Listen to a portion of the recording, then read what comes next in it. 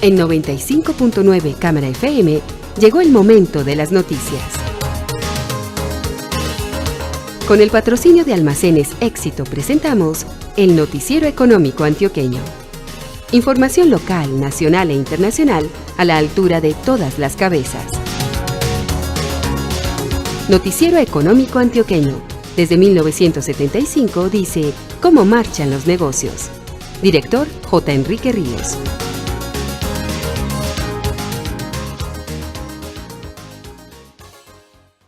Muy buenos días, sea usted bienvenido a la edición de fin de semana. Hoy es sábado 17 de junio de 2017. Esta es la emisión 17.825 que ofrecemos en nombre de Almacenes Éxito. Este es el éxito que queremos en tu vida. Que siempre que nos visites para tus compras puedas venir con una sonrisa y la tranquilidad de saber que tienes puntos éxito para pagar en todo el almacén, para darle lo que tanto quieres a tu familia, un gustico a tus hijos o regalarte ese detalle que tanto mereces. Es que ustedes, las mujeres de este país, nos inspiran para hacer que cada día haya un poco más de éxito en sus vidas. Éxito para servirte. Tenemos abiertas las inscripciones. Anímate a tener una experiencia educativa inolvidable. Universidad CES, 40 años de excelencia académica. Vengo de las profundidades de la Tierra, en una carrera de miles de kilómetros, solo para darle más calor a tu hogar e impulsar tu vida mientras cuidamos el planeta. Si me das la confianza de llegar a ti, te doy la comodidad de estar ahí. Soy el gas natural de EPM y tú eres mi destino. EPM, por ti estamos ahí. Vigilado Superservicios. El periodista Jesús Antonio Vargas Marín nos presenta a la invitada de esta mañana. Muy buenos días, oyentes del Noticiero Económico Antioqueño. Este fin de semana tenemos como invitada a la doctora Sonia Gallardo Gómez. Ella es la directora del Comité de Rehabilitación. Le presento el saludo del director J. Enrique Ríos. Bienvenida al Noticiero Económico Antioqueño y hablemos de lo que ha sido el último año en el trabajo del Comité de Rehabilitación. Buenos días. Muy buenos días, Jesús, y muchas gracias por la invitación. Y aquí en el comité seguimos trabajando. Ya son 45 años de trabajo continuo por la inclusión social de personas en situación de discapacidad y ya queremos compartir con los medios los resultados del año pasado como parte del ejercicio de transparencia y de rendición de cuentas que venimos haciendo juiciosos. Entonces hablemos de esa rendición de cuentas, destaquémosla ampliamente. Bueno, la rendición de cuentas, dos cosas principales para destacar. Primero, que beneficiamos 13.800 personas. Eso es un número gigante para la atención en términos de discapacidad en Medellín. Nos vienen personas de todo el país. Hicimos la estadística de dónde nos están viniendo los pacientes y las personas a beneficiarse del Chocó, de Córdoba, de La Guajira, del Eje Cafetero. Entonces estamos ampliando nuestro campo de acción mucho. El año pasado estuvimos en 7 departamentos adicionales y además del departamento de Antioquia y en 32 municipios del departamento de Antioquia. Y el indicador de impacto social que venimos manejando desde hace ya 3 años, ya nos dice este año que por cada peso que nos donan las personas o las empresas, nosotros hacemos un impacto social equivalente a 6 pesos. Somos una alternativa de inversión muy buena. Por cada peso donado, nosotros lo convertimos en 6 pesos, 5.8 para ser más exactos. Ese es en grandes cifras y a grandes rasgos nuestro balance social. Una sola cosa nos preocupa porque tenemos que ser objetivos y a veces los balances sociales son de contar solo las cosas buenas y también tenemos que contar a veces las cosas malas, sobre todo cuando las cosas malas tienen solución, y es que se nos bajaron las donaciones.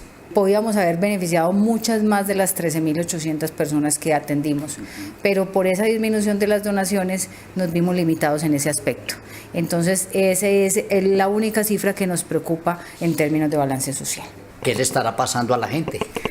Hicimos una investigación grande, nos encontramos varias causas principales por ese tema. Primero, hay una cifra que nos sorprende y es que en Colombia casi que se crea una ONG diaria. Ha habido en los últimos 30 años el nacimiento de 10.000 organizaciones sociales. Entonces, cuando una persona hace 20 años podía reconocer fácilmente las grandes y las juiciosas, hoy ante tanto espectro y tanta oferta de organizaciones sociales, uno termina sin saber cuáles son las juiciosas y cuáles no. Segundo, y es que nosotros por hacer nuestra labor social, por estar tan metidos en este cuento de atender a la gente y de hacer la labor social, no contamos lo que hacemos. Y si no contamos lo que hacemos, nos vamos perdiendo y no vamos generando la confianza en el público para que el público se vea motivado a donar. A estos ejercicios de contarles a los medios de comunicación lo que hacemos responden a eso, a volver a generar la confianza para la donación. Lo último, y yo creo que el último impacto más importante lo tuvieron la reforma tributaria a finales del año pasado y la reforma a la ley de contratación con entidades sin ánimo de lucro en enero de este año. Esas dos reformas, si bien entendemos que hay que hacer una labor de control en el sector social, porque esa explosión de organizaciones sociales obviamente implica que ahí no haya unas muy juiciosas, estuvo acompañada de un discurso desde el gobierno que decía que el sector social estaba lleno de corrupción y que hacía una evasión de impuestos muy grande. Esos dos mensajes lanzados a las personas obviamente generan un clima de desconfianza y eso nos ha impactado las donaciones. Para que tengan una cifra clara los oyentes, en los últimos 20 años en el Comité de Rehabilitación las donaciones han disminuido casi en un 80%. Eso es una cifra muy grande y nos impacta mucho en términos de la labor social que queremos hacer. Pero ustedes en el comité tienen los libros abiertos para cualquier inspección.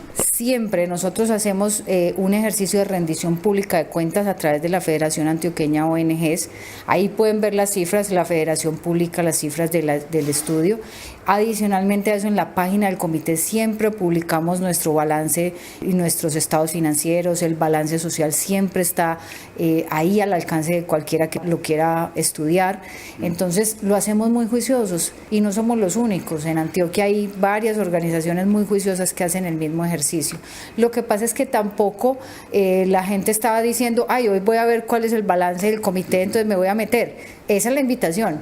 Si quieren donar, si quieren ayudar, busquen cuáles somos las juiciosas, cuáles hacemos esa rendición pública de cuentas, cuáles publicamos información y ayuden a las juiciosas. No se dejen engañar con otras que no son tan juiciosas. Eso nos permitiría multiplicar ese impacto y no disminuir en el tema de beneficiarios, que es lo que nos tiene más preocupados en este momento. ¿Ustedes en el Comité de Rehabilitación tienen algún plan precisamente para que aumenten las donaciones en este 2017, que desde luego pinta difícil, pues porque la economía, al menos en los primeros meses, muy lenta? Muy lenta, pinta difícil, pero le seguimos poniendo cara de optimismo. Tenemos un plan, este año nos van a oír con imagen en medios de comunicación, vamos a meternos porque creemos que eso es uno de los errores que estamos cometiendo. No contamos lo que hacemos y no podemos pretender que la gente venga a buscar la información con nosotros. Entonces queremos empezar, y con la ayuda de los medios de comunicación, a visibilizarnos más, a volver a aparecer en la mente de las personas, y cuando las personas quieran hacer un ejercicio de donación, que estemos ahí, que piensen en el comité, y ahí hay una pregunta que cabe mucho en esta respuesta que te estoy dando, y es que ¿en qué usamos la plata si nosotros somos una IPS? Tenemos una IPS, pero adicionalmente a eso tenemos otra área que es una área de educación. Entonces, las personas en situación de discapacidad, ¿para qué necesitan apoyo? Pues en términos de salud, porque el sistema, si bien cubre las atenciones, no cubre otras cosas. ¿Cómo viene, por ejemplo, una persona a X número de terapias con una silla de ruedas para pagar un taxi? No tiene. O viene a la terapia o come, en algunos casos. Entonces tenemos que entregar unos subsidios de transporte, unos subsidios de alimentación, y adicionalmente a eso tenemos que preparar a las personas en términos de formación de habilidades y capacidades, que eso tampoco está cubierto. Entonces ahí es donde se aplican los recursos del comité, y eso es lo que tenemos que contar. Por ejemplo, el año pasado 100 niños estuvieron incluidos educativamente, acompañados por profesionales del comité en colegios regulares. Entonces ahí es donde necesitamos el apoyo de las personas. Bueno, usted me habló hace ratico de un trabajo en 7 departamentos. ¿Cómo lo lograron hacer para irse expandiendo? Y además me supongo que este año habrán en el radar otros territorios del país. Sí, ese trabajo lo estamos haciendo específicamente en el tema de gestión del conocimiento. Nuestro interés no es que haya un comité de rehabilitación ni en cada departamento del país ni en cada municipio, pero sí queremos que en cada departamento del país se sepa cómo hacen las cosas en el comité de rehabilitación. Queremos hacer transferencia de conocimiento, queremos enseñarle a la gente cómo se hacen las cosas en el comité y que a partir de ahí eso se pueda replicar y el impacto se pueda ver. Básicamente en esos 7 municipios estuvimos a través de un proyecto con el Ministerio de Salud y con ese proyecto con el Ministerio estuvimos enseñándole a las personas cuáles eran las rutas de atención para las víctimas del conflicto armado. Todo esto dentro del esquema del posconflicto y todo lo que estamos hablando. Y la idea es que este año nos vayamos un poquitico más allá a otros municipios y a otros departamentos con otros proyectos de formación, que es lo que estamos manejando en este momento en el comité. Doctora Sonia, ¿el comité tiene algunos aliados que estén ayudándole un poquito para expandirse a nivel nacional? Sí, y estamos contando con ayuda de fundaciones de segundo piso, como por ejemplo la Fundación Sofía Pérez, como por ejemplo la Fundación Fraternidad Medellín. Con ellas estamos haciendo todo el fortalecimiento interno institucional para que estos servicios tengan toda la réplica que queremos. Y con la parte de gestión del conocimiento de la que te estaba hablando ahorita, pues hemos hecho unas alianzas excelentes con el sector académico. Estamos trabajando con la Universidad CES, estamos trabajando con la Universidad EIA, estamos trabajando con la Universidad de Antioquia, porque finalmente con esos aliados académicos es con los que nosotros podemos fortalecernos en el tema de enseñar de acuerdo con nuestros 45 años de experiencia. Bueno, hoy es sábado y la semana entrante ustedes tienen un ciclo académico con la Universidad del CES. ¿Qué es lo que van a trabajar? Para este año tenemos programados 2. El de la próxima semana es un ciclo de movilidad y sedestación. Para que la gente me entienda esos términos tan raros, vamos a tocar todo el tema de sillas de ruedas y todo el tema de cómo se debe posicionar una persona en la silla de ruedas. Esto es un tema que tiene tanto de ancho como de largo. Las personas creen que comprar una silla de ruedas es llegar a cualquier almacén y decir necesito una silla de ruedas. Las sillas de ruedas vienen por talla, tienen especificaciones, las deportivas, las de transporte, las provisionales, tienen todo un cuento alrededor. Pero también lo más importante en términos de promoción y prevención es que no cualquier persona se puede sentar de cualquier forma en una silla de ruedas. Todo eso es el tema que vamos a estar tratando la próxima semana en la Universidad del CES. Con estos aliados vamos a tener un taller de actores, vamos a tener un curso de sillas de ruedas con conferencistas internacionales y vamos a cerrar con un simposio 21, 22 y 23 de junio. Y en noviembre vamos a trabajar el primer Congreso Internacional de Niñez, Funcionamiento y Discapacidad. ¿Por qué? Porque nuestros niños están perdiendo la esencia de ser niños. No solo los niños que tienen discapacidad. Ese congreso está orientado a docentes, a padres de familia, a personal de la salud, a cuidadores, a niñeras, a todo ese personal que está alrededor de un niño. A veces los papás, en el afán de que el niño aprenda y se destaque, lo metemos a un montón de cosas, pero se nos olvida que es niño. Se nos olvida que le tenemos que dejar tiempo para jugar, tiempo para estar en la lluvia y embarrarse, tiempo para compartir con los amigos. Los niños pasan de terapia en terapia, de estimulación en estimulación. Ese congreso tiene el objetivo de decirle al papá, oiga, también se puede hacer eso sin perder la esencia de ser niño. Ese va a ser en el mes de noviembre. Y desde ahí, ese que lo estamos manejando con la Asociación de Medicina Física y Rehabilitación de Antioquia, esa es otra alianza importante que tenemos. Desde ahí lo que queremos es empezar a fomentar el movimiento del respeto por la niñez. Entonces son 2 eventos a los que les queremos apuntar con mucha fuerza este año para volver a posicionar también el comité en el sector académico. Usted me hace acordar con la historia de los niños, es que un muchacho a los 10 o 12 años, no importa que esté lloviendo, lo importante es poder salir y jugar su partido de fútbol. Demos los datos del comité para las personas interesadas en participar en este tipo de actividades académicas. Claro, en la página web encuentran toda la información, www.elcomite.org.co, y en el teléfono 320-2160, en la extensión 123, también les dan toda la información para que estén muy atentos. Van a ser 2 eventos que no se pueden perder. Doctora Sonia, hablemos del Fondo de Solidaridad. ¿Qué es?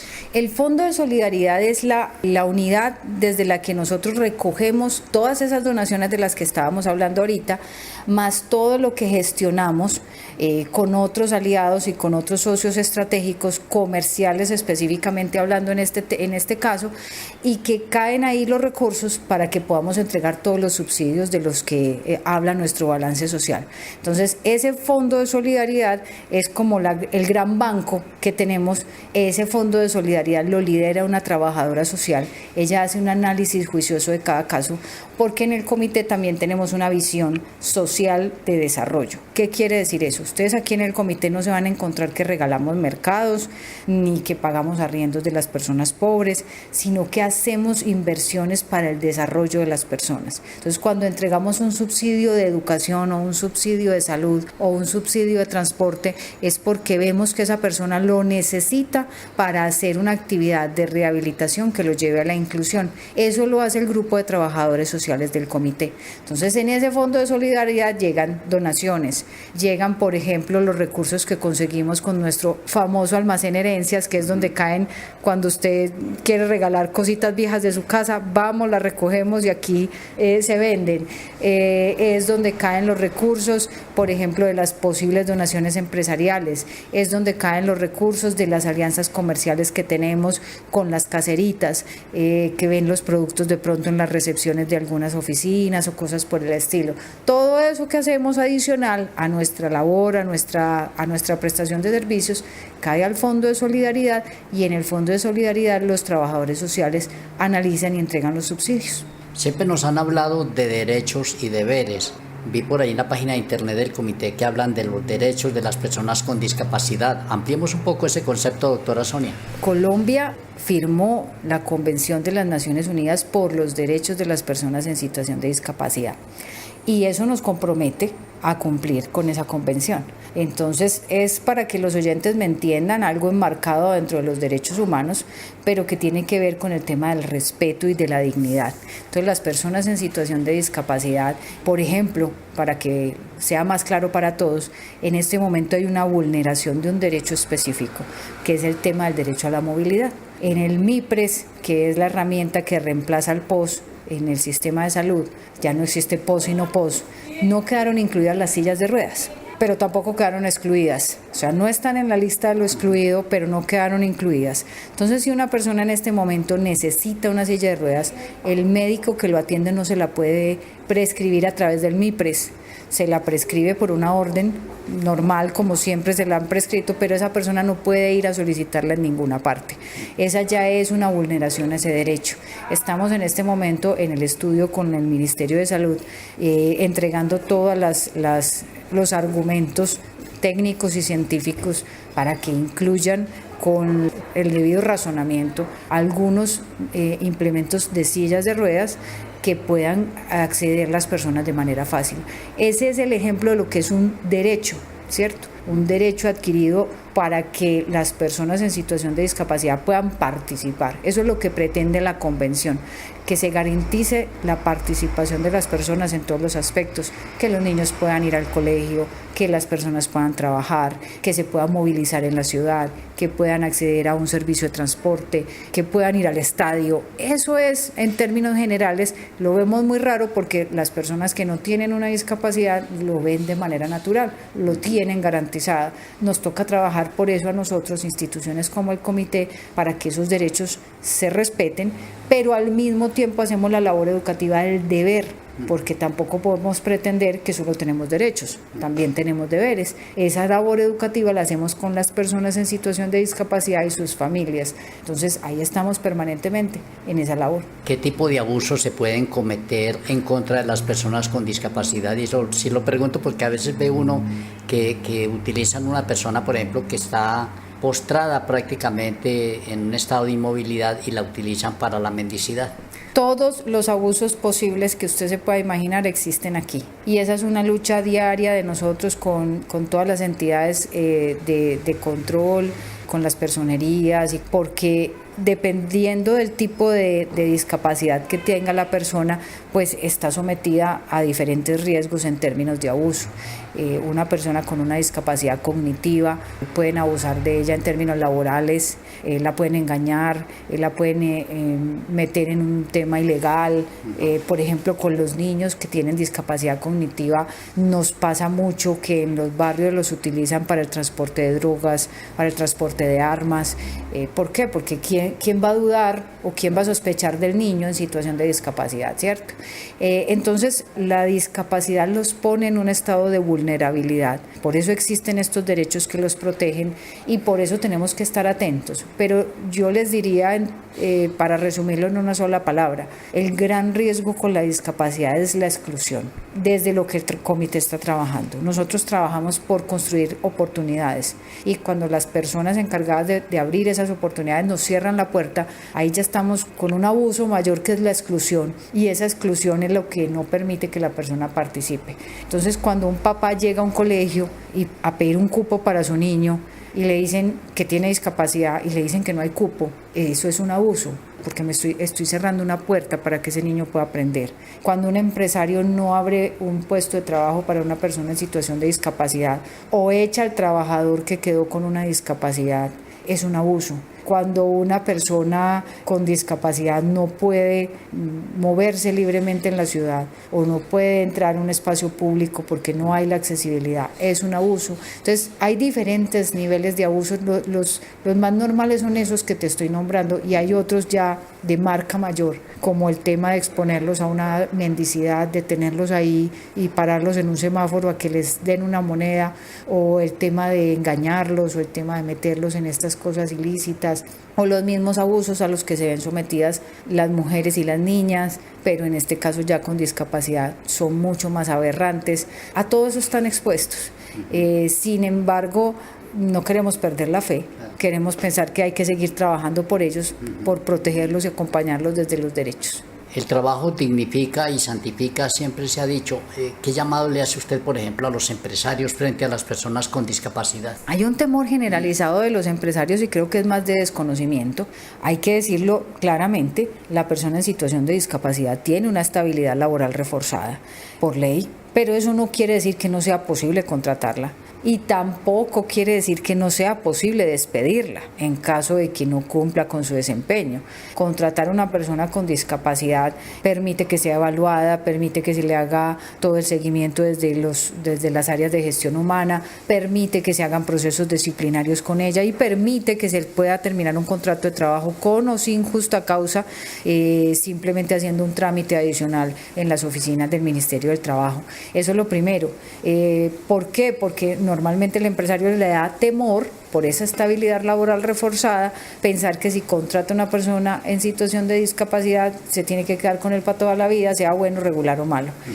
Segundo, es decirle al empresario que existen unos perfiles, el comité hace el estudio de los perfiles de cargo y le dice, en este cargo puede trabajar una persona con estos tipos de discapacidades, y acompañamos todo el proceso, hacemos una asesoría, tenemos el servicio de asesoría al empresario y al grupo de trabajo que va a tener esa persona con discapacidad incluida para que el proceso sea exitoso. Entonces no lo tienen que hacer solos, nosotros los acompañamos en el proceso. Es el segundo mensaje. Y el tercer mensaje es que este tema de abrir oportunidades laborales a las personas en situación de discapacidad no es por lástima.